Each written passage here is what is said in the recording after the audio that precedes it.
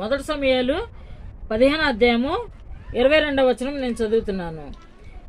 అందుకు సమూయేలు తాను సెలవిచ్చిన ఆజ్ఞను ఒకడు గైకొనట వలన యెహోవా సంతోషించినట్లు ఒకడు దహన బలులను అర్పించటం వలన ఆయన సంతోషించిన. ఆలోచించము, బలులు అర్పించట కంటే ఆజ్ఞను గైకొనటయు పొట్టేళ్ల క్రొవ్వు అర్పించట కంటే మాట వినటయు శ్రేష్టము. అంటే నువ్వు దేవుని మాట విన్నానని చెప్తున్నావు కదా సౌలు, మరి నువ్వైతే దేవుని ఆజ్ఞనైతే ధిక్కరించావు. నువ్వైతే బలులు అవన్నీ అర్పిస్తానన్నావు. నువ్వు బలులు అర్పించినా పొట్టేల కొవ్వు అర్పించినా దేవుడైతే నీ బలుల్ని అంగీకరించడు. మాట వింటే ఆయన సంతోషిస్తాడు దేవుడు.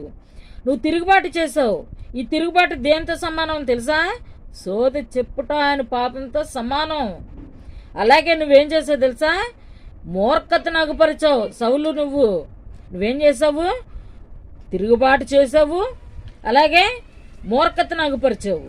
కాబట్టి ఈ మూర్ఖతను అగుపరిస్తే దేంతో సమానం అంటే మాయా విగ్రహములను గృహదేవతలను పూజించుటతో సమానము అన్నాడు. అది అసలు విషయం. మరి ఇలాంటి పాపం చేసినటువంటి సౌలుని దేవుడు క్షమిస్తాడా? అందుకు యెహోవా ఆజ్ఞను నువ్వు విసర్జించితివి గనుక నువ్వు రాజుగా ఉండకుండా ఆయన నిన్ను విసర్జించననగా భయం వేసింది సౌలుకి. సౌలు జనులకు జడిసి వారి మాట వినినందున నేను యెహోవా ఆజ్ఞను నీ మాటని మీరి పాపం తెచ్చుకుంటుని అప్పుడు ఒప్పుకున్నాడు.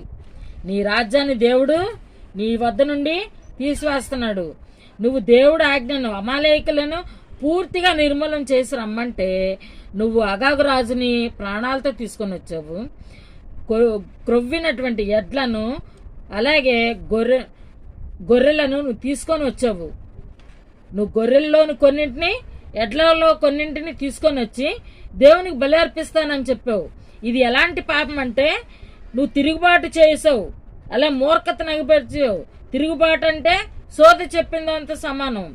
అలాగే మూర్ఖతను అగపరచటంటే మాయ విగ్రహములను గృహదేవతలను పూజించటంతో సమానం. ఇంత పాపానికి ఒడికట్టావు కాబట్టి దేవుడు నీ నుంచి ఆయన రాజ్యాన్ని తీసివేస్తున్నాడు అని డైరెక్ట్ స్టేట్మెంట్ ఇచ్చినప్పుడు అప్పుడు తన పాపాన్ని నేను జనులను జడిసి అంటే జనులకు భయపడి దేవుడి మాటనైనా ధిక్కరించాడంట సౌలు.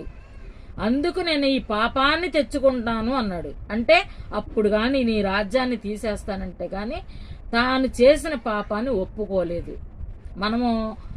మనం కూడా మన యొక్క చేసిన తప్పులు ఎవరైనా బహిరంగంగా ఓపెన్గా ఇదిగో నువ్వు పలానా టైంలో ఇలా చేసావని చెప్పి ఒకవేళ కెమెరాలను షూట్ చేసి మనం చూపించామనుకోండి, అప్పుడు ఒప్పుకుంటాము మనం, ఎస్ నేను తప్పు చేశానని. అట్లా ఉంది సౌలు పని ఇక్కడ. కాబట్టి మనము ఎవరైనా మనకి ఒక వ్యక్తి తప్పు, నువ్వు చేసేది తప్పు, నువ్వు దేవునికి విధేయత చూపించే విషయంలో వెనకబడిపోయావని మనల్ని ఎవరైనా హెచ్చరించారనుకోండి, సంతోషిద్దాం.